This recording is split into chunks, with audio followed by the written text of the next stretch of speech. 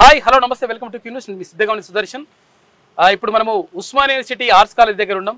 ఇక్కడ ఉస్మానియా యూనివర్సిటీతో పాటు అటు తెలంగాణ ఉద్యమ నేతగా పనిచేసిండు, విద్యార్థి ఉద్యమాలను నడిపించినటువంటి ఓయి శంకర్ అన్న అంటారు. అందరికి కూడా సుపరిచితంగా ఉండాలంటే ఓయి శంకర్ అన్న అంటారు అందరూ. ఓయి శంకర్ అన్న ఈయన అంటే గతంలో బీఆర్ఎస్ ప్రభుత్వంలో ఉన్నప్పుడు, బీఆర్ఎస్ ప్రభుత్వం అధికారంలో ఉన్నప్పుడు రకరకాలుగా ప్రజా వ్యతిరేక విధానాలు పాటించి నిరుద్యోగులకు, ఇటు విద్యార్థులకు, తర్వాత సమాజానికి నష్టం చేస్తూ ఉంటే చాలా కేసులు వేసి ప్రభుత్వానికి వ్యతిరేకంగా కొట్లాడి సక్సెస్ అయినటువంటి వ్యక్తి ఓయి శంకర్ అన్న. అదేవిధంగా ఇప్పుడు జరుగుతున్నటువంటి నోటిఫికేషన్లకు సంబంధించి కూడా చాలా విషయాల్లో కూడా అన్యాయం జరుగుతూ ఉంది. తర్వాత ప్రధానంగా ఇక్కడ ఈడబ్ల్యూఎస్కి సంబంధించి మొత్తం కూడా ఈ ప్రభుత్వం ముందుకెళ్తూ ఉంది, దీనివల్ల నష్టం జరుగుతుందని చెప్పేసి దానిపైన కేసులు వేసిండు శంకర్ అన్న. అంటే ఎక్కడైతే అన్యాయం జరుగుతుందో, ఎక్కడైతే విద్యార్థులకు, నిరుద్యోగులకు, ఎక్కడైతే తెలంగాణ సమాజంలో ఉన్నటువంటి సబ్బండ వర్గాలకు ఎక్కడ అన్యాయం జరిగినా కానీ ఇక్కడ నుంచి స్పందిస్తాడు శంకరన్న. ఆ శంకరన్నతో మాట్లాడేటువంటి ప్రయత్నం చేద్దాం. చాలా మందికి మీకు సుపరిచితుడే శంకరన్న. నమస్తే అన్న. నమస్తే. చెప్పనా ఏంది అసలు కేసులు, తర్వాత ఈ కథా కార్యక్రమం ఎట్లా నడుస్తూ ఉంది, ఇప్పుడు ఉన్నటువంటి ప్రభుత్వం పైన మీ అభిప్రాయం ఏందన్న? ఏమున్నది, మార్చినామనే ఒక తృప్తి తప్ప ఇంకేం లేదు. ఏముంది, ఇప్పుడు పంది ఏ పంది అయినా అసిద్ధమే తింటది కానీ పరమాన్నం తినది కదా. రాజకీయ నాయకులు అంటే ఈ సామెత ఒకరిని ఉద్దేశించి కాదు, రాజకీయ నాయకులు అందరినీ ఉద్దేశించిన సామెత. రాజకీయ నాయకులు ఎప్పుడు రాజకీయ నాయకుడే, వాడి మాట నీళ్ళ మీద మూట రెండు సేమ్ ఉంటాయి కదా. కాదు మరి కష్టపడి రకరకాలుగా ఉద్యమాలు చేసేసి మొత్తం ప్రభుత్వాన్ని మార్చుకొని ఏదో మంచి జరుగుతుందని చెప్పేసి అనుకున్నాం కదా, మరి మంచి జరుగుతుందా? ఏం మంచి, ఎవరికి మంచి, ఎవరికి మంచి? అధికారం మారింది, మార్పిడి జరిగింది అనే ఒక తృప్తి తప్ప ఏం మంచి ఉంది? అంటే చాలా సంస్కరణలు తీసుకొస్తా ఉన్న తర్వాత ఏమైనా పేదో నీళ్లు బంగారు పూతలతోటి నిండిపోయిందా? పేదో నీళ్లు వజ్రాలతోటి నిండిపోయిందా? పేదోడు పేదోడుగానే ఉన్నాడు, ఎప్పుడు పేదోడు పేదోడే, ఉన్నోడు ఎప్పుడు ఉన్నోడే. అంతే. మనం ప్రధానంగా అంటే నిన్న ఎవరైతే కామారెడ్డి ఎమ్మెల్యే ఉన్నాడో వెంకటరమణారెడ్డి ప్రత్యేకంగా హైకోర్టుకి వెళ్ళి హైకోర్టులో ఈడబ్ల్యూఎస్కి సంబంధించి 10% రిజర్వేషన్ కల్పించాలని చెప్పేసి హైకోర్టులో ఆయన పిటిషన్ దాఖలు చేసిండు. ఓకే, పిటిషన్ వేసిన తర్వాత ఇప్పుడు హైకోర్టు కూడా దానిపైన స్పందించింది. అంటే ఈడబ్ల్యూఎస్కి సంబంధించి 10% రిజర్వేషన్ ఇవ్వచ్చా, ఒకవేళ ఇస్తే అందరికి మంచి జరుగుతుందా? ఇవ్వద్దని ఎవరు చెప్పారు? ఇవ్వద్దని ఎవరు చెప్పారు? కేంద్ర గవర్నమెంట్ ఒక డిసిషన్ తీసుకున్నది. ఓకే, ఆ డిసిషన్ ప్రకారం రాష్ట్ర గవర్నమెంట్ జీవోలు చేసింది కదా. ఆ మాత్రం మరి తెలియదా? ఆ మాత్రం తెలియదా వీళ్ళకు? ఏమని తీసుకుంది? ఆ రోజు కేంద్ర ప్రభుత్వం 10% రిజర్వేషన్లు ఇవ్వమన్నది. ప్రజా వ్యతిరేకత వచ్చినా పట్టించుకోకుండా కేంద్ర గవర్నమెంట్ ఇలా 10% ఇచ్చింది. ఎక్కడ 10% ఇచ్చింది? ఓపెన్ కేటగిరీలో 10% ఇచ్చింది. ఎస్సీ ఎస్టీ బీసీ రిజర్వేషన్లు పోంగా అంటే 50% పోయిన తర్వాత 50% పోంగా మిగిలిన 50% ఏదైతుందో అందులో ఇవ్వమన్నది. మరి ఏం చేస్తుండ్రు ఈ అధికారులు? అందులో కూడా 10% ఇవ్వనదా? Up to 10%, 1 to 10%. అందులో 10% హారిజంటల్లో 10% ఇవ్వమన్నది, వర్టికల్లో కాదు. వర్టికల్లో రిజర్వేషన్లు పోంగా 10% ఇవ్వమన్నది. తన బుద్ధి మంచిదైతే వేశ్య కొంపలు ఎట్లా గడిచాయా? ఈ అధికారులు మంచోళ్ళు కదా. పాత గవర్నమెంట్ లో ఉన్న అధికారులు మంచోళ్ళు కాదు, ఈ గవర్నమెంట్ లో ఉన్న అధికారులు మంచోళ్ళు కాదు. నీకేం చెప్పింది? నువ్వు చెప్పిన జీవోనే నువ్వు అమలు చేస్తలేవు. జీవో నెంబర్ 65 ఏం చెప్పింది? ఏం చెప్తుంది? 10% రిజర్వేషన్లు ఇవ్వమన్నది. అనెక్సర్ 1 సెక్షన్ 1 లో ఏం చెప్తుంది? ఎస్సీ ఎస్టీ రిజర్వేషన్స్ పోంగా మిగిలిన 50%లో 10% ఇవ్వమన్నారు. అట్లా ఇస్తే 5%. ఓకే, యాక్చువల్గా చాలా మందికి ఇంకా ఒక విషయం క్లారిటీ రావాలి. విషయం ఏంటంటే చాలా మంది అంటే 10% రిజర్వేషన్ అంటే 10% మొత్తంలో 10% అనుకుంటున్నారు. కాదు, అది రిజర్వేషన్ ఎస్సీ ఎస్టీ బీసీ మైనార్టీల తర్వాత స్పోర్ట్స్ ఇదంతా కోటాలు మొత్తం పోవంగా అంతే. ఆ 50% రిజర్వేషన్ పోయిన తర్వాత మిగతా ఏదైతే 50% ఖాళీ ఉంటుందో, ఓపెన్ ఉంటుందో, ఆ ఓపెన్లో 10% రిజర్వేషన్ ఇవి అని చెప్పేసి అందులో కూడా అప్ టు 10% అని చెప్పేసి చెప్పింది కేంద్ర ప్రభుత్వం కానీ అటు సుప్రీంకోర్టు కానీ 1 to 10% అని చెప్పింది. అంటే ఆయా రాష్ట్రాలకు అక్కడ ఉన్నటువంటి పరిస్థితులకు అనుగుణంగా అంటే 1 to 10% రిజర్వేషన్ ఇవ్వని చెప్పింది. అయితే ఇప్పుడు ఇక్కడ మరి అంటే వెంకటరమణారెడ్డి ఆయన కేసు వేసేసి 10% రిజర్వేషన్ అమలు తెలియదేమో పాపం, ఆయనకు తెలియదేమో. GO number 244 employment and education లో 10% ఇవ్వమని చెప్పిండ్రు. సరే మెడికల్ కౌన్సిలింగ్ లో ఇస్తుండ్రో ఇస్తలేరు అది మనకు తెలియదు. సరే మెడికల్ అడ్మిషన్ ఇది ప్రత్యేకంగా అవసరం లేదు, చెప్పని అవసరం లేదు. ఇది యాజ్ పర్ ఈ జియో 244 జియో ఏదైతే ఉందో దాని ప్రకారం 10% ఇవ్వాల్సిందే. విద్యా ఉపాధి అంటే దాని అర్థం ఏంటంటే 5% వస్తుంది అంతే కదా. 10% అనకూడదు దాన్ని, 50% లో 10%, ఓపెన్ కేటగిరీలో 10%, దాన్ని అంటే 5%. దాన్నే కదా మేము సవాల్ చేసింది, దాన్నే కదా. జూనియర్ లెక్చరర్ నోటిఫికేషన్ అయితేనేమి, డిఎస్సి నోటిఫికేషన్ అయితేనేమి, హాస్టల్ వెల్ఫేర్ నోటిఫికేషన్ అయితేనేమి, గ్రూప్ 2 నోటిఫికేషన్ అయితేనేమి, ఇలాంటి నోటిఫికేషన్లలో అన్నిట్లలో సవాల్ చేసినాం. చాలా మంది ఏమని సవాల్ చేసిరు 10% కోటా అంటే 100% రోస్టర్ కి బేస్ చేసుకొని 100 పాయింట్లకు బేస్ చేసుకొని చేస్తారు. ఇప్పుడు అట్లా చేస్తుండ్రు ఈ అధికారులు, చేస్తుండ్రు. 100కు 10 ఇస్తుండ్రు. 100కు 10 ఎట్లా ఇస్తారు, ఏ ప్రకారం ఇస్తారు? నీ జిఏడి చేసిన జియోలని నువ్వే చట్ట విరుద్ధంగా అమలు చేస్తుంటే మేము ఎందుకు ఊకుంటాం? మా అవకాశాలను ఎందుకు పోడకూడదు? నీ అవకాశాన్ని కాదంటలేం, నీ అవకాశం ఏదైతే ఉందో అగ్రవర్ణ పేదలకు న్యాయం జరగాల్సిందే, బరాబరి జరగాల్సిందే. ఎట్లా న్యాయం జరుగుతుంది? కానీ వాళ్ళున్న అంటే జనాభా ఎంత, తర్వాత అందులో ఈడబ్ల్యూఎస్ పబ్లిక్ ఎంత ఉన్న పబ్లిక్ ఎంత, వాళ్ళకి వర్తిస్తున్నటువంటి రిజర్వేషన్ నీకు రమారమి 5 నుంచి 6% ఉంటారు. 6 అందులో నీకు 1.5 నుంచి 2 పాయింట్స్ మధ్యలోనే పర్సెంటేజ్. ఈ పర్సెంటేజే ఎకనామికల్లీ వీకర్ సెక్షన్ దానికి అప్లికేబుల్ ఉన్నారు. అంతే తప్పగాని నువ్వు అంటే జనాభా దామాష ప్రకారం నువ్వు ఇచ్చినట్లయితే మరి బీసీలకు కూడా ఇవ్వాలి కదా. ఒకవేళ నువ్వు ఇచ్చిన 10% సమర్థించుకున్నట్టయితే అది జనాభా 5% ఉన్న సమగ్ర కుటుంబ సర్వే ప్రకారం వాళ్ళకు ఉన్నటువంటి జనాభా ఎంత అంటే 6.98%, 6.98% వాళ్ళ జనాభా ఉంది. ఏది ఓసీలకు సంబంధించి అంటే అప్పర్ క్యాస్ట్కి సంబంధించి. అయితే ఉన్నప్పుడు మరి ఎంత ఇవ్వాలి రిజర్వేషన్? అందులో ఉన్న జనాభా అది అందులో తర్వాత ఈడబ్ల్యూఎస్ కోటా వర్తించేది ఎంతమందికి?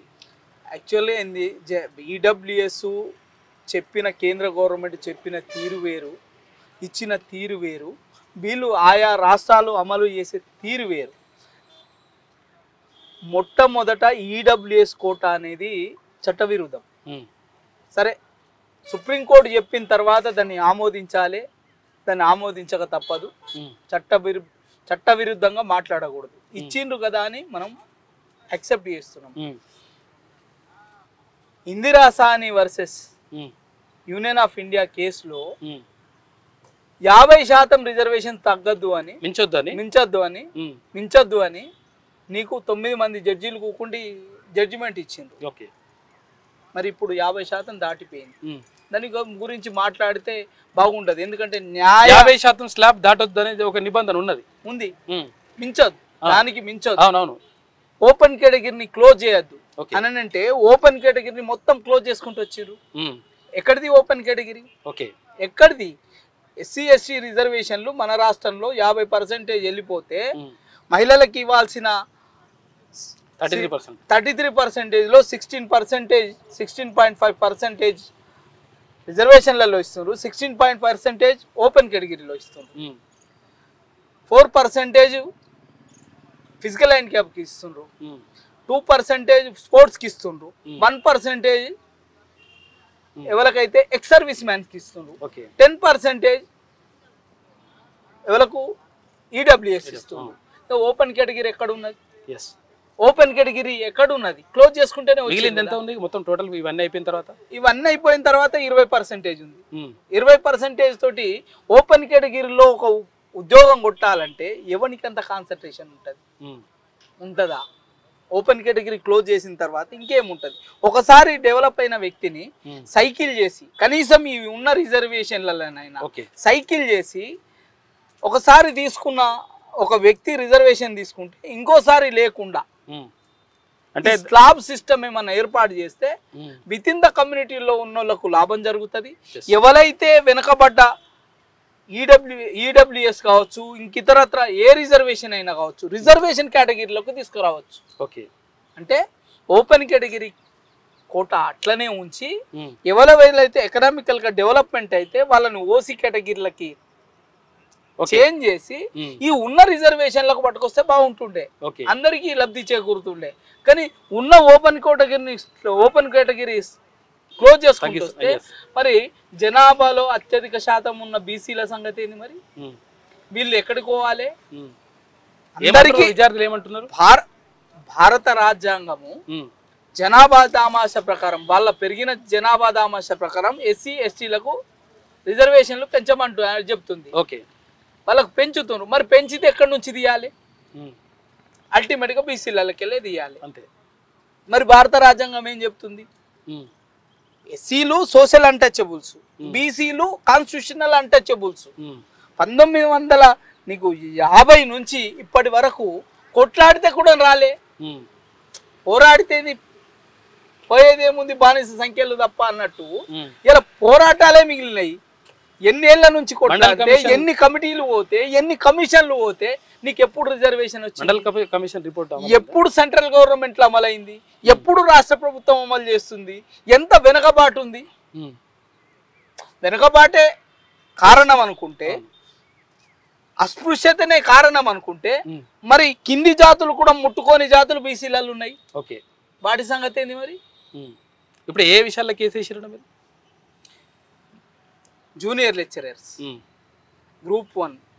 దీని అన్నిటికంటే ముందు వీళ్ళకు చాలా మందికి ఈ రాష్ట్రంలో వర్టికలు, హారిజంటలు అనే విషయాల పట్ల అవగాహన లేకుండే. గురుకుల డిగ్రీ లెక్చరర్స్లలో ఒక నోటిఫికేషన్ వచ్చింది. ఆ నోటిఫికేషన్ లో 500 చిల్లర పోస్టులు ఉంటే బీసీబీకి పొలిటికల్ సైన్స్ లో ఒక్క పోస్ట్ రాలే. ఒక్క పోస్ట్ రాకపోతే ఒక్క పోస్ట్ రాకపోవడం ఏంది, ఈ రిజర్వేషన్ ఏంది, ఈ రోస్టర్ ఏంది అనే విషయంపై ఒకసారి సమాలోచన పడ్డ మేము WP 14255 ఆఫ్ 2018 ద్వారా స్టే తీసుకొచ్చి ఒక పోస్ట్ రిజర్వేషన్ పెట్టించిన. ఒక పోస్ట్ రిజర్వేషన్ పెట్టించిన. ఇలా అదే కాదు, పాత గవర్నమెంట్ చేసిన తప్పులని సరిదిద్దుకొని ఈ గవర్నమెంట్ ముందుకెళ్ళాలి కదా. ముందుకెళ్తలే, వాళ్ళు చేసిన పనులనే కొనసాగింపుగా తీసుకుపోతుండ్రు. ఇన్ని కేసులు పడ్డాయి కదా, గ్రూప్ 1 రద్దు అయింది కదా, మళ్ళీ అన్ని తప్పులు చేసేసారు. ఏం తప్పులు చేసిండ్రు? ఇప్పుడు 1:50 తీస్తున్నావు కదా, తీసేటప్పుడు ఆయా రిజర్వేషన్ల క్రైటీరియాని కాపాడాల్సిన అవసరం ఉంది కదా, అది లేదు. అంతా ఒకటికే పికప్ చేసుకున్నారు. అట్లెట్లా చేస్తావు? ఇప్పుడు ఇది ఎంబీబీఎస్ తర్వాత ఈ ఈడబ్ల్యూఎస్ లో తప్పు చేసిండ్రు. నీకు 50లో 10% ఇవ్వాలన్నా 100కు 10% ఇచ్చిండ్రు. ఓకే, 100కు 10%. ఇప్పుడు ఒకవేళ కోర్టులో ఛాలెంజ్ చేస్తే అది ఉంటుందా? పోతుంది కదా. అది మేము ఆ జీవోలను అమలు చేయమని అడుగుతున్నాం కదా. చాలా మంది ఆ జీవోని కొట్టేయమన్నారు. ఆ జీవో చట్టబద్ధంగానే ఉంది, కానీ ఆ జీవోని అమలు చేయమని అడిగినాం మేము. ఓకే, మీరు తీసుకున్న నిర్ణయాలు తప్పున్నాయి. మీరు తీసుకున్న నిర్ణయాలు, అధికారులు తీసుకున్న నిర్ణయాలు మీరు చేసిన జీవోలకే అవి వ్యతిరేకంగా ఉన్నాయి కదా. మరి ఉన్నప్పుడు ఇంకెక్కడ ఉంటుంది? ఇప్పుడు స్థానిక సంస్థలలో 42% రిజర్వేషన్ అంటే ఇస్తామని చెప్పేసి అప్పుడు కామారెడ్డి డిక్లరేషన్లో కాంగ్రెస్ పార్టీ అగ్రనేత రాహుల్ గాంధీ ప్రకటించిండు. ఆ ప్రకటించిన ప్రకారం ఇప్పుడు అంటే దానికి సంబంధించి ఏమైనా జరుగుతుందా? అది ఎంతవరకు సాధ్యమవుతుంది, ఎంతవరకు ఎట్లా చేయొచ్చు దాన్ని? గతంలోనే ఈ రాష్ట్ర హైకోర్టు తెలంగాణ ఏర్పాటు తర్వాత 50% కంటే మించి రిజర్వేషన్లు ఇస్తే 50% మించి చెల్లనేరవు అని తీర్పిచ్చింది. ఓకే, ఈ బీసీ సంఘాల ఏవైతే నాయకులు ఉన్నారో కొంతమంది తెలిసి తెలియని అవగాహన లేని కొంతమంది నాయకులమని చెప్పుకునే తిరిగే నాయకులు ఎవరైతే ఉన్నారో వాళ్ళు ఈ వేసిన కేసులకే చట్టబద్ధం కాదు, చెల్లనేరదు అన్నది. మరి ఇప్పుడు కొత్తగా ఏ ప్రాతిపదికన ఇస్తారు? ఏ ప్రాతిపదికన ఇస్తారు? ఓకే, జనాభా సమాచారం ప్రకారం ఓన్లీ ఎస్సీ ఎస్టీలకే పెంచుకోవచ్చు, బీసీలకు పెంచడానికి లేదు కదా. మరి 42% ఇవ్వడం అంటే మోసమే కదా. ఓకే, మోసమే కదా. ఎంతవరకు అవకాశం ఉంటుంది? ఎంతవరకు అవకాశం ఉంటుంది? నిన్న కాక మొన్న బీహార్ గవర్నమెంట్ కుల ప్రాతిపదికన సర్వే చేసి రిజర్వేషన్లు పెంచుతూ 63% రిజర్వేషన్లు పెంచుతూ నీకు నిర్ణయాలు తీసుకుంటే నిర్ణయాన్ని తప్పుపట్టి కొట్టేసింది కదా. బీహార్ హైకోర్టు కొట్టేసింది కదా. దాన్ని సుప్రీంకోర్టులో సవాల్ చేస్తే కనీసం చేరాలేదు కదా. మరి వీళ్ళని ఎట్లా నమ్ముతారు చెప్పుండ్రి? వీళ్ళని ఎట్లా నమ్ముతారు? ఈ కాంగ్రెస్ వాళ్ళని ఎట్లా నమ్ముతారు?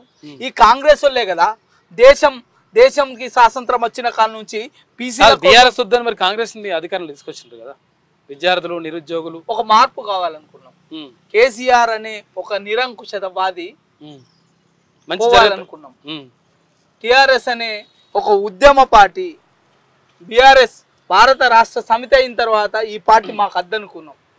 ఆల్టర్నేటివ్ గా ఎవరో ఒకరు కనిపించింది కాబట్టి వేయాల్సి వచ్చిందే గానీ వీళ్ళ మీద ప్రేమ కొద్దో వీళ్ళు ఏదో పనితనం ఉరగబెట్టిండ్రనో ఓట్లేయలే.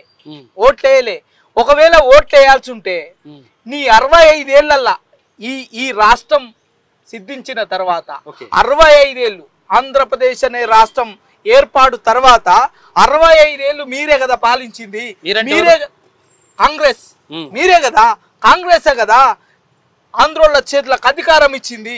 ఈ తెలంగాణ ప్రాంత వెనుకబాటుకి, ఈ తెలంగాణ ప్రాంత దోపిడికి, ఈ తెలంగాణ ప్రాంత బిడ్డల మరణాలకి కారణం ఎవడు? కాంగ్రెస్ కాదా? ఇచ్చిన మాటను వెనుకకు తీసుకున్నది కాంగ్రెస్ కాదా?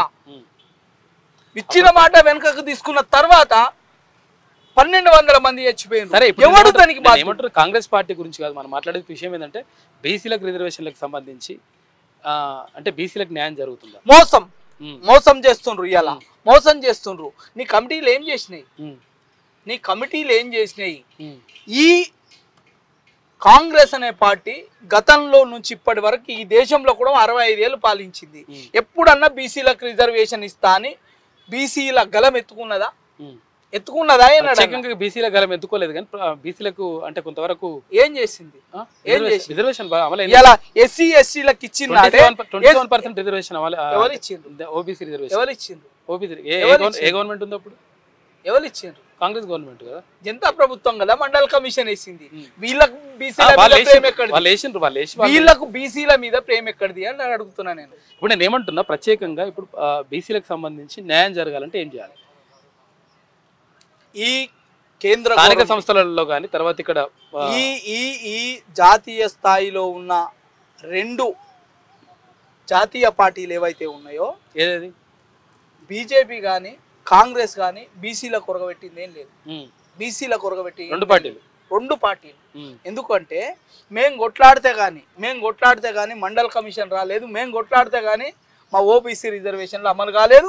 వీళ్ళ ప్రభుత్వంలో అమలైనవి కావవి. వీళ్ళ ప్రభుత్వంలో అమలైన రిజర్వేషన్లు కావవి.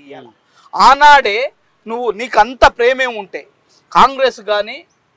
కాంగ్రెస్కి అంత ప్రేమే ఉంటే ఇలా ఎస్సీ ఎస్టీలకు ఇచ్చిన నాడే రిజర్వేషన్లు నాకు ఇస్తుండే. 1931 జనాభా లెక్కల ప్రకారము నాకు ఇస్తుండే. నా మీద ప్రేమే ఉంటే, బీసీ మీద ప్రేమే ఉంటే ఆ రోజు నాడే రాజకీయ రిజర్వేషన్లు ఇస్తుండే. రాజకీయ రిజర్వేషన్లు ఇవ్వడం వల్ల నా భాగస్వామ్యం ఉంటుండే. ఈ రోజు నేను ఇప్పటికీ అడుక్కునే స్థాయిలోనే ఉన్నా. అడుక్కునే స్థాయిలో ఏం చేయాలి? ఇప్పుడు ఏం చేయాలంటే నువ్వై ఉండాలి. అలా ఎవడో పక్కోనికి అధికారం ఇచ్చి నువ్వు బిచ్చం అడుక్కుంటే ఎట్లా రాజ్యాధికారం వస్తుంది? రాజ్యాధికారం అనే మాటకు అర్థం ఉందా? మీరు ఏం చేయాలి? బీసీ నాయకత్వం అనేది బలపడాలి. నపూసక నాయకత్వాన్ని వదిలిపెట్టి నిఖార్సైన నాయకత్వాన్ని పురికిపుచ్చుకోవాలి. బీసీ ఎమ్మెల్యేలు, మంత్రులు ఉన్నారు కదా, ఏడున్నారు? లేరా? ఎవరికి ప్రాతినిధ్యం వహిస్తున్నారు? బీసీలకు వర్తిస్తలేరా? ఎవరికి వర్తిస్తుంది? రాజకీయ పార్టీల కూడి ఏం చేస్తుండ్రు? ఇలా బీసీలకు కాదు కదా. మరి ఏం చేయాలి ఇప్పుడు? ఏదో తమలపాకుల సున్నం నికార్స్ అయినది ఎట్లుంటది అంటే తమలపాకులో సున్నం లాంటిదట. అటైనా ఇటైనా రెండైనా ప్రమాదమే. ఆ ప్రమాదం లాంటి నాయకులు కావాలి ఇప్పుడు మనకు. నూతన నాయకత్వం కావాలి. ఇవాళ నూతన ఒకవేళ బీసీల కోసం పనిచేయాలంటే బీసీ నాయకత్వం కావాలి. బీసీలకు ఒక పార్టీ కావాలి. నీ ఓట్లు నువ్వు వేసుకోగలగాలి. నీ జాతులను నువ్వు చైతన్యం చేయాలి. 56.5% కేంద్ర ప్రభుత్వం లెక్కల ప్రకారం 56.5%. తెలంగాణ ప్రభుత్వంలో 52%. ఏది మరి నీ నాయకత్వం? అడుక్కుంటావా? అడుక్కుంటిస్తారా? ఏం చేయాలి? గుంజుకోవాలి, కొట్లాడాలి, పోరాటం చేయాలి. అప్పుడు కదా నీకు స్వాతంత్రం వచ్చేది. అప్పుడు కదా నీకు అధికారం వచ్చేది. ఇవన్నీ ఏంటి అని రాసుకోవచ్చు. ఇవన్నీ మొత్తం రాసిన ఏం రాస్తాం? ఇవన్నీ మీరు అడుగుతారు కదా ఏమేం చేసినావు అంటే చెప్పడానికి ఉండాలి కదా. చెప్పడానికి ఉండాలి కదా. ఇవాళ నేను చెప్తున్నా కదా, ఇవాళ కాదు వీళ్ళు గమనించింది. తెలంగాణ ఏర్పాటు తర్వాత మొట్టమొదటి నోటిఫికేషన్ గురుకుల నోటిఫికేషన్. గురుకుల నోటిఫికేషన్ లో రిజర్వేషన్ వయలేషన్ చేస్తా కదా, ఆ వయలేషన్ కాపాడి ఆ అమ్మాయికి ఒక అమ్మాయికి రిజర్వ్ పెట్టించగలిగినాం పోస్ట్ ని. వర్టికల్ అంటే ఏంది, హారిజాంటల్ అంటే ఏంది పరిచయం చేసినాం కదా. ఇలా పరిచయం చేసినాం కదా. గత ప్రభుత్వంలో కూడా బీఆర్ఎస్ పైన చాలా అంటే కేసులు వేసేసి తర్వాత అవన్నీ కూడా జరిగినాయి. అంటే ఏమేం కేసులు వేసినారు లాస్ట్ గత ప్రభుత్వంలో? గత ప్రభుత్వం చెయ్యని ఒక తప్పు పని ఏదైనా ఉన్నదా? తప్పు పని ఉందా? ఒక సగటుకు వ్యక్తిగా నాతోట అయ్యేంత మట్టుకు నీలాంటి కొంతమందిని జమ చేసుకొని కొన్ని కేసులు వేసిన.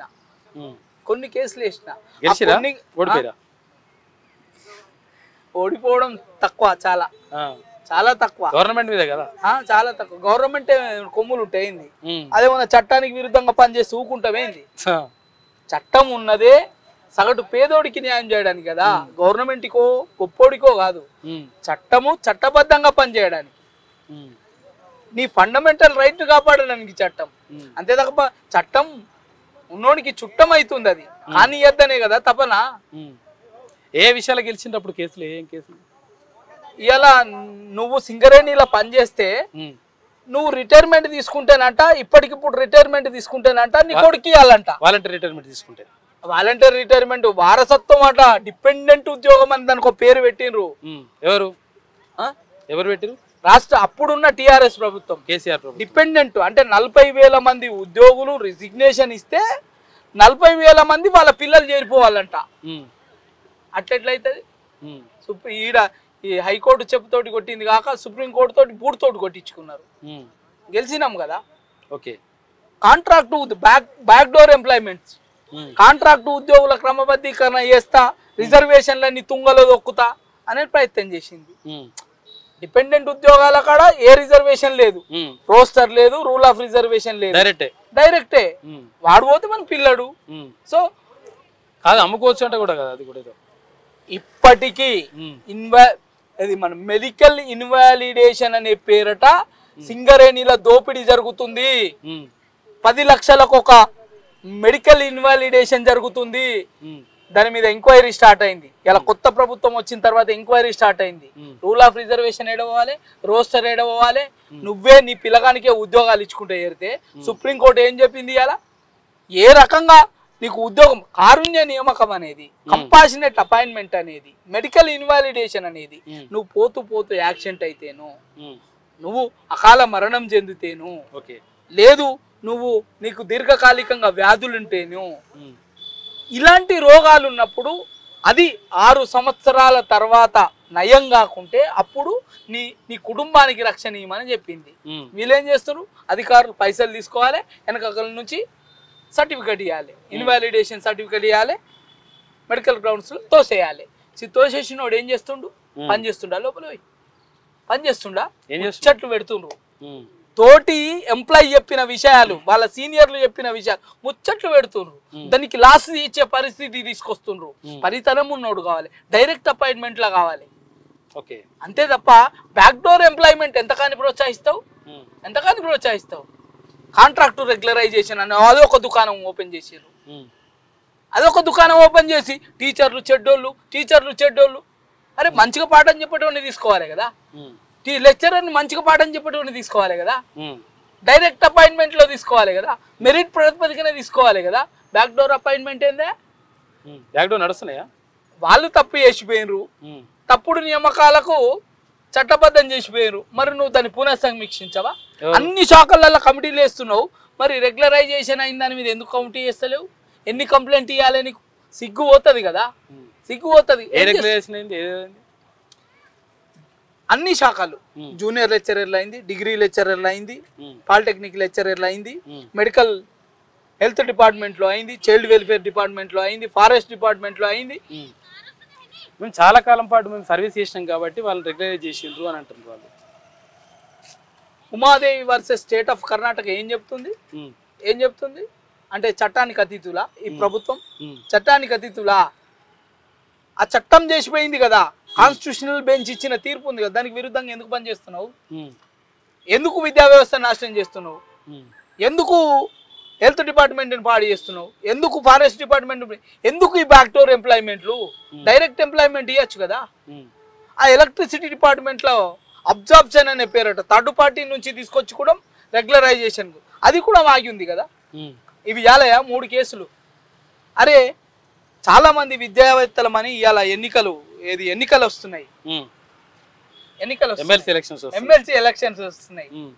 ఇక ఊరపిచ్చగాళ్ళు పడ్డట్టు ఊర్ల మీద పడ్డారు ఇప్పుడే. వాళ్ళని ఏమంటారంటే విద్యావేత్తలంట, విద్యావేత్తలంట, మన ఇన్స్టిట్యూషన్స్ నడిపే విద్యావేత్తలంట. ఒక్కడన్నా ఫీజు లేకుండా మీరు కోచింగ్ ఇచ్చినారా? ఫీజు లేకుండా కాలేజీలు నడిపినారా? పేద పిల్లలకు ఫీజు లేకుండా కాలేజీలు నడిపినారా?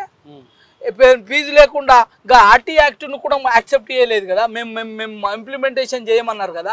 ఏం ముఖం పెట్టుకొని ఎట్లా అడుగుతారా? ఏం ముఖం పెట్టుకొని ఎట్లా అడుగుతారు? సర్వీస్ చేస్తున్నాం అంటున్నారు. ఏం సర్వీస్ చేస్తుండ్రు అంటే పోరగాళ్ళ దగ్గర దోసుకున్నాడు సర్వీసా? దోసుకున్నది దాచుకొని తీసి ఎలక్షన్లలో పెట్టుడు సర్వీసా? నువ్వు ఏం చేస్తున్నావు? హైటెక్ సంబంధించి ఏమంటావు అన్న, నీ అభిప్రాయం? విద్యావేత్తలకి ఒక మాట చెప్పదలుచుకున్నా ఈ వేదికగా. ఇలా డీమ్డ్ యూనివర్సిటీ పేరట మీకు దమ్ముంటే డీమ్డ్ యూనివర్సిటీ పేరట మల్లారెడ్డి ఒక యూనివర్సిటీ తీసుకొచ్చిండు. డీమ్డ్ యూనివర్సిటీకి యూజీసీ పర్మిషన్ ఇస్తుంది, కానీ అందులో మెడికల్ కాలేజ్ పనిచేయాలంటే ఎంసీఐ పర్మిషన్ ఇవ్వాలి, మెడికల్ కౌన్సిల్ ఆఫ్ ఇండియా పనిచేయాలి. దానిలో స్థానికత 371D ప్రకారము 95% లోకల్ విద్యార్థులకు ఇవ్వాలి. ఫస్ట్ దానికోసం కొట్లాడుండ్రి, ఆ తర్వాత ఓట్లకు రండి. కొడక మీరు ఓట్లకి వత్తిరు అనుకో మీకు సిత్తడే ఉంటుంది. నేనున్నా పేదోని గొంతుకైనా విద్యార్థి గొంతుకైతున్నాం, మేమున్నామిడ. ఇలా ప్రైవేట్ యూనివర్సిటీలు తీసుకొస్తే ప్రైవేట్ యూనివర్సిటీలలో 25% సీట్లు అంటే ఒక్కడికి కూడా అవగాహన లేదు, ఒక్కడు కూడా కేసేలే. 85% మల్లారెడ్డి డీమ్డ్ యూనివర్సిటీ తీసుకొస్తే ఇప్పుడు మొత్తం 350 సీట్లు మొత్తం పోతున్నాయి అంట కదా. మరి ఈ విద్యావేత్తలు కొట్లాడాలి కదా. ఈ ఎమ్మెల్సీలు ఏడవన్నారు? గతంలో గ్రాడ్యుయేట్ ప్రాతిపదికన గెలిచిన ఎమ్మెల్సీలు ఏడవన్నారు? 7 ఉన్నారు అని అడుగుతున్నా నేను. వీటి పట్ల కొట్లాడాలి కదా. విద్యార్థి సమస్యలు కదా, అన్ఎంప్లాయిడ్ యూత్ సమస్యలు కదా, ఎంప్లాయ్మెంట్కి సంబంధించి ఎవడు కొట్లాడాలి? ఎవడు కొట్లాడతాడు? కొట్లాడరు. వీళ్ళకు బాగా డబ్బులు సంపాదించాలి, తీసుకొచ్చి ఎలక్షన్లలో పెట్టాలి, ఎన్నిక కావాలి, ఏసీ కార్లలో తిరగాలి. ఇది వాళ్ళ షోకు. ఇది షోకు కాదు. నువ్వు ఎక్కడ ఉండాలి? ప్రజలలో ఉండాలి, ప్రజలకు సేవ చేయాలి. నువ్వు ఏ కాన్స్టిట్యుయెన్సీ నుంచి ఎన్నికైతావో ఆ కాన్స్టిట్యుయెన్సీలో చావాలి కదా. వేరే కాడ ఎట్లా చేస్తావు? మీ బేరసారాల కోసము, మీ ఫైళ్ళ మూవింగ్ కోసము, సీఎం దగ్గర మీ లాబీ కోసమా ఎన్నికలు? ఎందుకయ్యా మీకు ఎన్నికలు? సో కాబట్టి ఇవన్నీ నడవని చెప్తున్నా. నడవై వెంకటరమణారెడ్డి వేసినటువంటి పిటిషన్కి సంబంధించి ఏమంటారు? వెంకటరమణారెడ్డి గారు వాళ్ళ జాతి కోసము, వాళ్ళ కులాని కోసము వేసుకున్నాడు. తప్పేం లేదల్లా, తప్పేం లేదు. కానీ ఆ ఇంప్లిమెంటేషన్ లో తప్పుంది. జియో నెంబర్ 65 ఏదైతే చెప్తుందో ఆ జియో నెంబర్ 65 ప్రకారము ఓపెన్ కేటగిరీలో 10% తీసుకోండి. మాకేమో గవర్నమెంట్ 10% డైరెక్ట్ ఇచ్చేస్తా అని చెప్తుందంట. ఇస్తారు. వాళ్ళ అయ్య జాగిరా, వాళ్ళ తాత జాగిరా, తాత తీస్తాం ఇవ్వాల, దాని మీద కూడా కేసేస్తాం. నువ్వు చేసిన జీవోనే కదా, నువ్వు తెచ్చిన జీవోనే కదా, 10% అది ఇంప్లిమెంటేషన్ చేయమని అడుగుతున్నాం. ఇవాళ ఇంప్లిమెంటేషన్ చేయమని అడుగుతున్నాం. ఓవరాల్ గా 10% ఇస్తే వేస్తారా కేసు? 10% ఇస్తే బరాబర్ సవాల్ చేస్తాం, బరాబర్ సవాల్ చేస్తాం. అయిపోతుందా, వస్తుందా? మరి ఒకవేళ ఇప్పుడు మీరు వేసేసరికి అదంతా కంప్లీట్ అయిపోయేసరికి మళ్ళీ ఇది ఆ మెడికల్ సీట్లు కౌన్సిలింగ్ అంతా అయిపోతే కొన్ని స్టేలు ఉన్నాయి కదా, గ్రూప్ 1 మీద స్టే ఉంది కదా, 10% కోటా మీద స్టే ఉంది కదా, రేపు అదే గ్రౌండ్స్ లో స్టే తీసుకొస్తాం. చట్టబద్ధంగా మేము ఎక్కడ ఈడబ్ల్యూఎస్ కు వ్యతిరేకం కాదు. ఈడబ్ల్యూఎస్ అగ్రవర్ణ పేదలకు కూడా వ్యతిరేకం కాదు, మీ అగ్రవర్ణ పేదలకు కూడా మేము వ్యతిరేకం కాదు. మీకు వచ్చే వాటాను మీరు తీసుకుపోండి. అధికారులు చేసిన తప్పుని మేము మిమ్మల్ని నిందిస్తలే, అధికారులను నిందిస్తున్నాం. మా వాటా గుంజుకపోకుండా నేను చెప్తున్నాం. ఓపెన్ కేటగిరీ వాటా రిక్వెస్ట్ చేస్తున్నాం. ఒకవేళ ఒక 10% పూర్తిగా ఓవరాల్ గా 10% రిజర్వేషన్ ఇస్తే ఎవరెవరికి నష్టం జరుగుతుంది? 10% రిజర్వేషన్ ఓవరాల్ గా ఇస్తే విత్ ఇన్ ద రిజర్వేషన్ లో ఉన్న వాళ్ళు నష్టపోతారు. ఓపెన్ కేటగిరీ వాళ్ళు ఏ కేటగిరీ వాళ్ళు నష్టపోతారు? ఈ ఎస్సీ ఎస్టీ బీసీ ఈ 3 కమ్యూనిటీ వాళ్ళు నష్టపోతారు. ఓకే, అందరికి నష్టం జరుగుతుంది, బీసీలకు ఒకరికే కాదు. ఇది ఎస్సీ ఎస్టీ బీసీ 3 కేటగిరీల వాళ్ళు నష్టపోతారు రిజర్వేషన్లలో.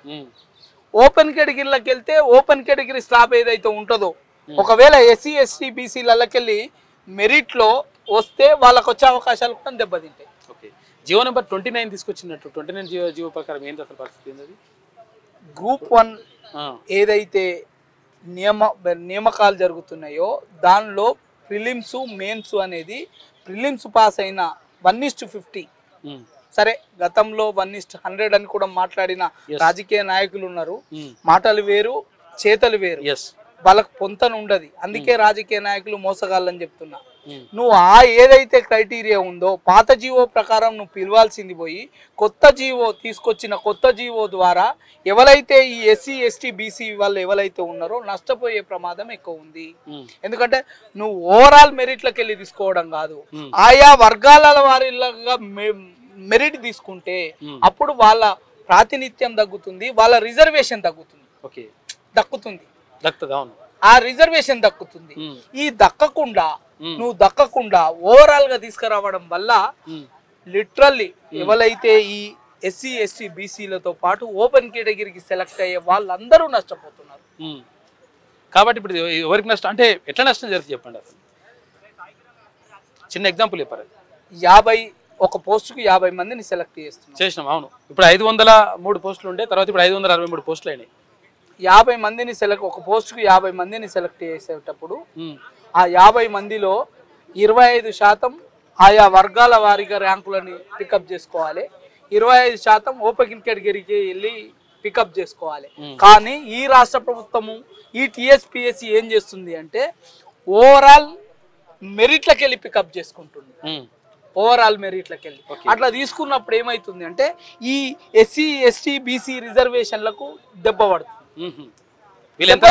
ఎంత వస్తారు ఇప్పుడు ఆ 25 రిజర్వేషన్ ఏదైతే ఉందో రిజర్వేషన్ కేటగిరీ రావాల్సిందంతా ఒక దశలో అన్ని ఓసీలే ఉండొచ్చు. ఓసీలే ఉంటే ఇక్కడ కేటగిరీలు క్లైమ్ చేసుకునే అవకాశం లేదు. అట్లా లేనప్పుడు తక్కువ వాళ్ళని తీసుకొచ్చి మళ్ళీ లేస్తామని చెప్తున్నారు వాళ్ళు. ఎప్పుడు వేయాలి? 500 ఎగ్జామ్ కే నువ్వు అలో చేయనప్పుడు 1:50 తీసుకొని ఎగ్జామ్ కే అలో చేయనప్పుడు మళ్ళీ ఎగ్జామ్ పెడతావు అంటే ప్రిలిమ్స్ కి వేరు, తర్వాత మెయిన్స్ కి వేరు అని చెప్పేసి నేను ఒకటే అడుగుతున్నాను. ఇప్పుడు పికప్ చేసుకొని ఎగ్జామ్ పెట్టినావు, నువ్వు అనుకున్న ఎస్సీ ఎస్టీ బీసీల రిజర్వేషన్ అనుకున్నంత రాలేదు, రానప్పుడు మళ్ళీ పికప్ చేసుకొని ఎగ్జామ్ పెడతావా? ఏం ఆన్సర్ ఇది? ఏం బుద్ధి ఇది? నిలబడుతుంది? అరే 29 జీవో మరి ఎట్లా ఏంది పరిస్థితి? బరాబరి 29 జీవో రద్దు చేసుకోవాలి. గతంలో మధ్యప్రదేశ్ లో జరిగిన సంఘటనే మధ్యప్రదేశ్ ప్రభుత్వం వెనుకకు తీసుకున్నది. ఎవరైతే SC ST BC reservation level అయితే ఉన్నాయో కాపాడబడి వాళ్ళ లెక్కనే మీరు చేయండి, మీకు మంచి పేరు ఉంటుంది. లేదు మేము కోర్టు చెప్తేనే వింటాము, మాకు ఎవ్వడు అతిథుడు కాదు, మేము కోర్టు చెప్తేనే వింటాము అంటే సర్కార్కి ఏ గుణపాఠం కావాలో ఆ గుణపాఠం అయితే సుప్రీంకోర్టు జడ్జిమెంట్లు కూడా ఉన్నాయి. 100% సవాల్ 100%. ఎంతెందుకు ఈ రోజు నీకు ఇవాళ ఏది మన Pushpendra Singh versus state of Madhya Pradesh case కదా, ఇవాళ ఈడబ్ల్యూఎస్ ఓపెన్ కేటగిరీలో 10% ఇవ్వాలని చెప్పింది. మొత్తం ఓవరాల్ గా 10% కాదు. కాదు, ఈడబ్ల్యూఎస్ రిజర్వేషన్ ఓపెన్ కేటగిరీలో 10% ఇమ్మన్నది. 50లో 10% అంటే 5% వస్తుంది అట్లా. మరి ఇప్పుడు వీళ్ళు అనుకుంటారు చప్పట్లు కొట్టిన పెళ్ళే తప్పట్లు కొట్టిన పెళ్ళే అనుకుంటారు. చప్పట్లు చప్పట్లే తప్పట్లు తప్పట్లే అనేది గుర్తుపెట్టుకోవాలి కదా వీళ్ళు. ఇంకేమని చెప్తారు ఈ ప్రభుత్వానికి, ఏమని చెప్తారు విద్యార్థుల విషయంలో, నిరుద్యోగుల విషయంలో? గత ప్రభుత్వం చేసిన తప్పులు ఏవైతే ఉన్నాయో అది విద్య కావచ్చు, ఉపాధి అవకాశాలలో కావచ్చు, గత ప్రభుత్వం చేసిన తప్పులనే మీరు కొనసాగింపుగా తీసుకెళ్తుంటారు. ఎన్ని కేసులు ఉన్నాయి, ఎన్ని కేసుల్లో ఏ ఆర్డర్లు ఉన్నాయి, సుప్రీంకోర్టు ఏం చెప్తుంది, హైకోర్టు ఏం చెప్తుంది, మనమే నిర్ణయాలు తీసుకోలేనిది పునఃసమీక్షించాలి. అసలు నువ్వు పునఃసమీక్షించుకోవడం వల్ల టీఆర్ఎస్ ఈరోజు 30,000 ఉద్యోగాలు టీఆర్ఎస్ గవర్నమెంట్ వేసినాయి, తప్పుల తడకగా నేను నింపినామని చక్కలు కొట్టుకుంటున్నావు. నీ కావు. నిన్న మొన్న ఏదో ల్యాబ్ అసిస్టెంట్లో వచ్చిన నోటిఫికేషన్ నీ గవర్నమెంట్లో వచ్చిన మొట్టమొదటి నోటిఫికేషన్. కనీసం ఈ నోటిఫికేషన్లోనైనా ఏ ప్రాబ్లమ్స్ లేకుండా నియామకాలు యథావిధిగా రిక్రూట్మెంట్ జరగాలి ఒకటి. రెండోది, విద్యార్థుల అవకాశాలు ఏవైతే ఉన్నాయో గత ప్రభుత్వం 2018 కొత్త ప్రెసిడెన్షియల్ ఆర్డర్ తెచ్చిన తర్వాత లోకల్ క్యాండిడేట్ని కానీ లోకల్ క్యాండిడేట్ని కన్ఫైన్ చేయలే ఏది ఈ గవర్నమెంట్. అందుకే మెడికల్ కాలేజీలలో రిక్రూట్మెంట్ ఏవైతే ఉన్నాయో వాటిలో అడ్మిషన్స్లలో, ఎంబీబీఎస్ అడ్మిషన్లలో తీవ్ర లోకల్ ఏరియాకు చాలా డ్యామేజ్ అయింది. లోకల్లో ఉన్న పోస్టులన్నీ తీసుకుపోవడానికి నాన్ లోకల్ తీసుకుపోవడానికి పెద్ద ఎత్తున ప్రయత్నాలు జరుగుతున్నాయి. మనం గతంలో ములికీ కోసం కొట్లాడింది స్థానికత కొరకే, ఇవాళ తెలంగాణ కోసం కొట్లాడింది స్థానికత కొరకే. ఇలా ఎట్లాంటి అంటే విద్యార్థుల కోసం లోకల్ ఏరియా డిఫైన్ చేసే జీవో లేదు. ఆ జీవోని తీసుకొచ్చి మా అవకాశాలను కాపాడాలి. ఒకవేళ మా అవకాశాలను కాపాడకపోయిననుకో టీఆర్ఎస్కు పట్టిన గతే వీళ్ళకు పడుతుంది అనేది మీ మీడియా ద్వారా నేను హెచ్చరిస్తున్నా. ఇది ఓయూ శంకర్ అని చెప్తున్నటువంటి మాట. ఎట్టి పరిస్థితుల్లో ఈడబ్ల్యూఎస్కి సంబంధించి అక్కడ 50% రిజర్వేషన్ వెళ్ళిన తర్వాత, అంటే ఇక్కడ ఎస్సీ ఎస్టీ బీసీలకు వెళ్ళిన తర్వాత ఆ స్లాబ్ దాటిన తర్వాత ఓపెన్లో ఏదైతే 50% ఉంటుందో ఆ 50%లో 10% రిజర్వేషన్ ఇవ్వాలని చెప్పేసి అక్కడ కేంద్ర ప్రభుత్వం కానీ ఇటు సుప్రీంకోర్టు కానీ చెప్పింది. అది కూడా 1 to 10% అని చెప్పింది. అయితే 1 to 10% అని పక్కకు పెట్టేసి డైరెక్ట్ 10% ఇచ్చేస్తున్నారు. దీనివల్ల కూడా నష్టం జరుగుతుంది. ఎవరైతే అగ్రవర్ణ పేదలు ఉన్నారో వాళ్ళు 1 to 2% ఉన్నారు. వాళ్ళు ఉంటే వాళ్ళకు 100% వాళ్ళకి దక్కాల్సిందే. కాకపోతే అది కాకుండా ఇష్టం వచ్చినట్టుగా రిజర్వేషన్ ఇచ్చుకుంటూ పోతే మాత్రం 100% నష్టం జరుగుతుంది. కాబట్టి దీనిపైన తర్వాత ఒకవేళ 100%కి సంబంధించి ఒకవేళ రిజర్వేషన్ ఇచ్చినట్లయితే 100% కేసు కూడా వేస్తాం, రెడ్ పిటిషన్ కూడా దాఖలు హైకోర్టులో వేస్తామని చెప్తా ఉన్నాడు ఓయూ శంకర్ అన్న. అంటే మొత్తం మీద అంటే ఇక్కడ బీసీలకు కానీ ఎస్సీ ఎస్టీలకు కానీ ఎవరికి కూడా అన్యాయం జరగకూడదు. జరిగితే మాత్రం ఎట్టి పరిస్థితుల్లో ఊరుకునే ప్రసక్తే లేదు. అంటే అదేవిధంగా ఇక్కడ గ్రూప్ 1 పరీక్షకు సంబంధించి కూడా 29 జీవో ఏదైతే ఉందో ఆ ఇష్టం వచ్చినట్టుగా జీవో తీసుకొచ్చేసి ఇష్టం వచ్చినట్టుగా వ్యవహరిస్తే మాత్రం 100% కేసులు వేస్తాం, తర్వాత దాన్ని నిలువరించేటువంటి ప్రయత్నం చేస్తామని చెప్పేసి కూడా ఓయూ శంకర్ అన్న చెప్తాడు. ఇది ఆ శంకరన్నతో మాట్లాడినటువంటి ముచ్చట్లు. థ్యాంక్ యూ అన్న.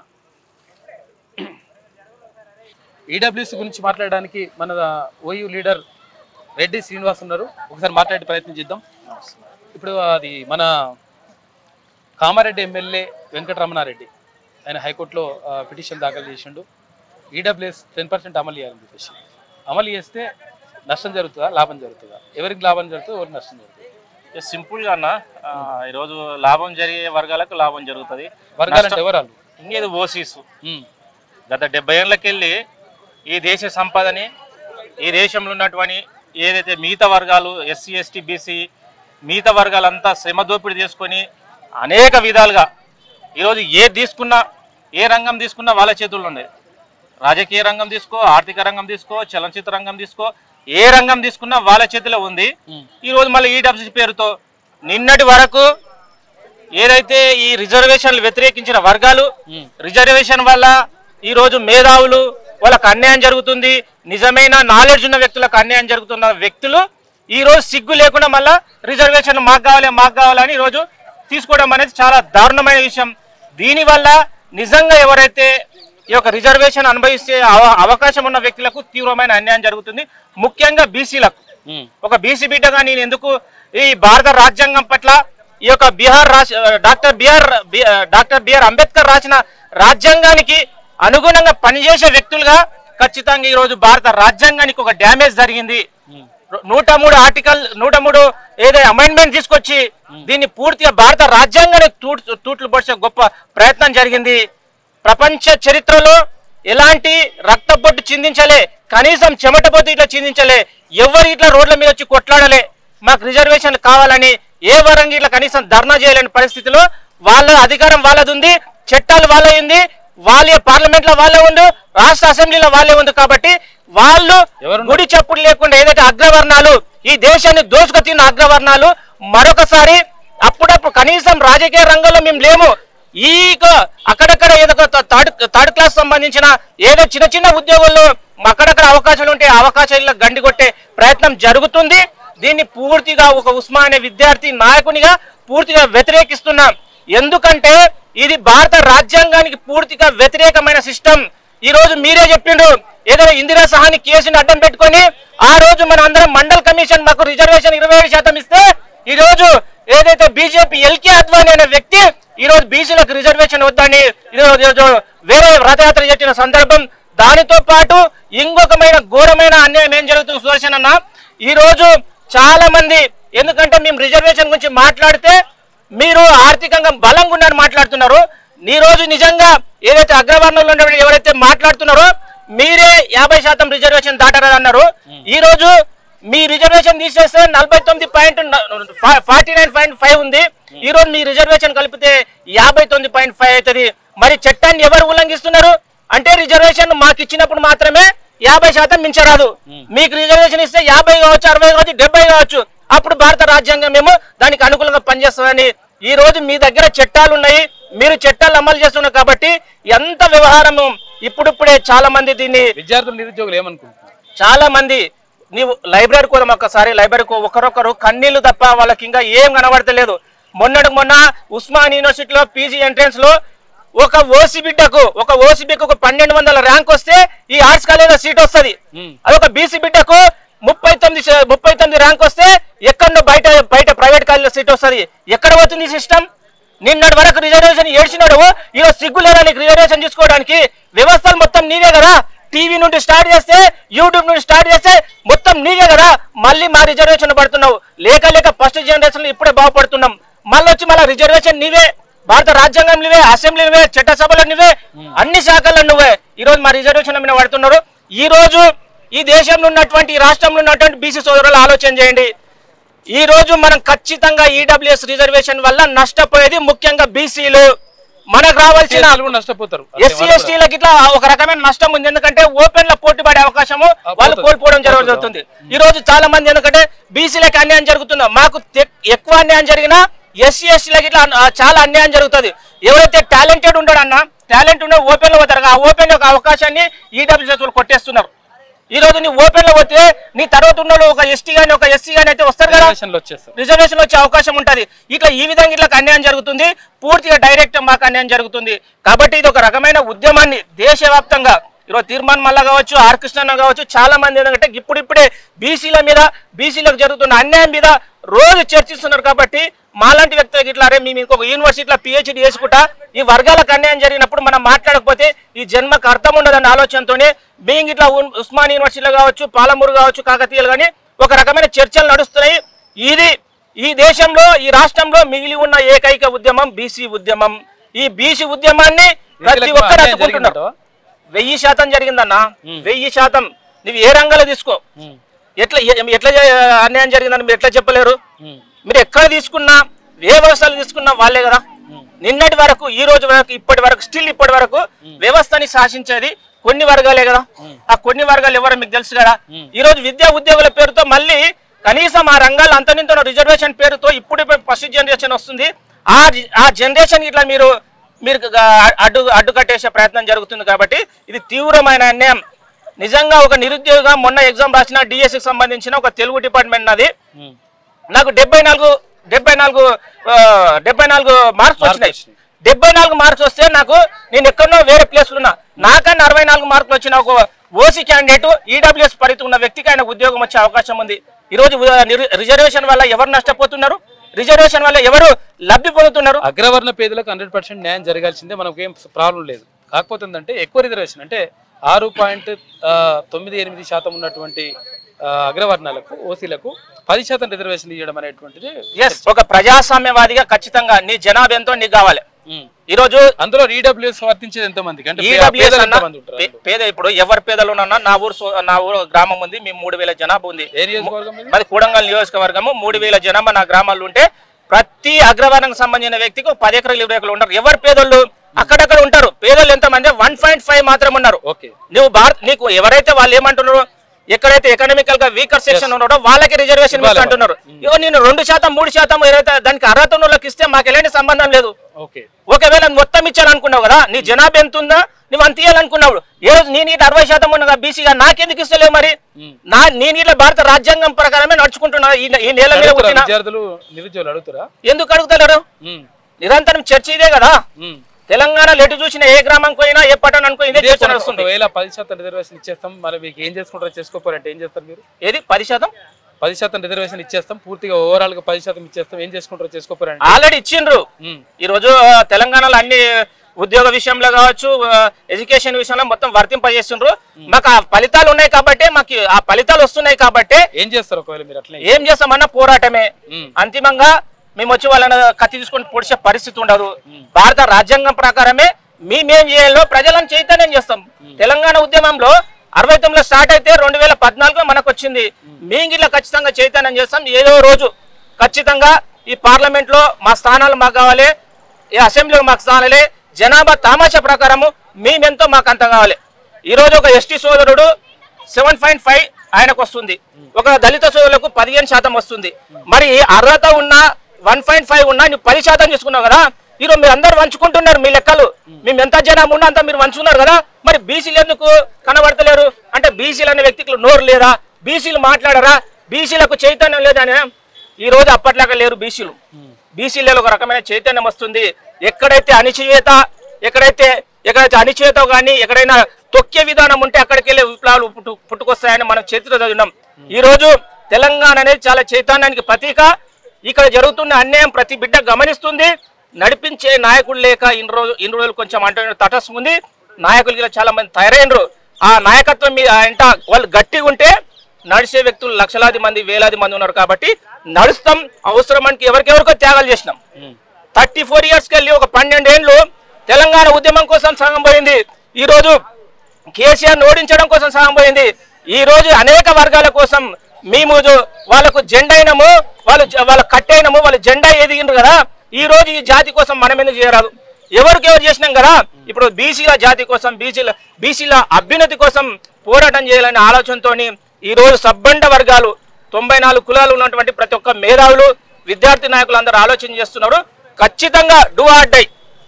ఏదైతే స్వతంత్ర ఉద్యమంలో మహాత్మా గాంధీ పిలుపునిచ్చినట్ల ఈ రోజు ఇట్లా బీసీల కోసము డూ ఆర్ డై అన్నట్ల ఒక కాన్సెప్ట్ ముందుకు తీసుకొని పోతాము. ఈ ఉద్యమంలో చనిపోయినా పర్లేదు, ఈ జాతుల కోసం చనిపోయిన అంత ఇంతకన్నా గొప్ప ఏముంటది. కాబట్టి గొప్ప ఉద్యమాన్ని నిర్మించే ఆలోచన అయితే అన్ని యూనివర్సిటీలో జరుగుతుంది. ఉస్మాన్ యూనివర్సిటీలో ఆ విధంగా ప్రయాణం కొనసాగుతుంది. ఇది రెడ్డి శ్రీనివాస్ గుజరాత్ చెప్తున్నటువంటి మాట. మొత్తం మీద ఉస్మాన్ యూనివర్సిటీలో నేను పిహెచ్డి స్కాలర్గా ఉన్నా, అయినప్పటికీ కూడా చాలా మందికి అన్యాయం జరుగుతూ ఉంది. సీట్లు వస్తలేవు అంటే ఇక్కడ విద్యకు సంబంధించి సీట్లు వస్తలేవు, అక్కడ ఉద్యోగాలకు సంబంధించి కూడా మొత్తం నష్టం జరుగుతూ ఉంది. ఒకవేళ ఇదే విధానం కొనసాగితే మాత్రం 100% ఉద్యమం తప్పదు అని చెప్పేసి ఇక్కడ రెడ్డి శ్రీనివాస్ చెప్తున్నటువంటి మాట. క్యూ న్యూస్ ఛానల్లో పనిచేయటకు అనుభవం గల సీనియర్ వీడియో ఎడిటర్స్ కావాలను సంప్రదించవలసిన నెంబర్ 8688926084. qnewsads@gmail.com ను సంప్రదించండి. లైక్ చేయండి,